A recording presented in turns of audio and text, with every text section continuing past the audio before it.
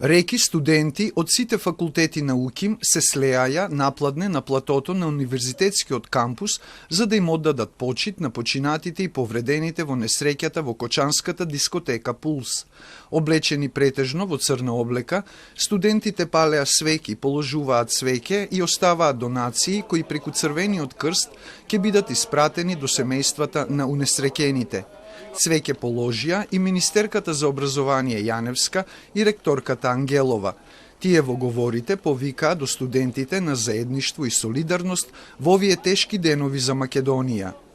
Во овој момент не ни останува ништо друго, освен да го покажеме нашето заедништво во овој непребол. Заедништво во болката на семејствата на загинатите, заедништво во поддршката на повредените и нивните семејства во нивната борба за живот и за опоравување. Бескрајно ви благодарам за вашето присуство, затоа што вашето присуство значи свесност, значи солидарност, значи хуманост, значи споделување не само на доброто, туку и на тагата и на болката.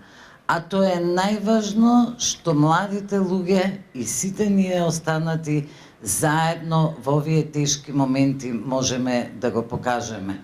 Но нивните говори не поминаа глатко. Настанот беше прекинат на 3 пати.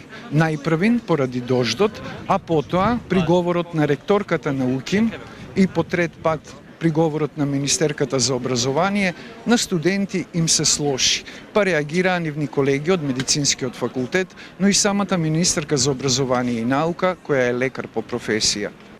Од универзитетското студентско собрание најавија активности в петок, што дотогаш ќе се прецизираат. Организираме заедничка настава за сите студенти на УКИМ во вид на собери на секој кампус. Во петок ни е планирано или ќе одржиме марш од биотехничкиот кампус до техничкиот кампус низ целиот град или ќе се упатиме заеднички кон Кочани. На правниот факултет е отворена книга на жалост во која студентите можат да се потпишат.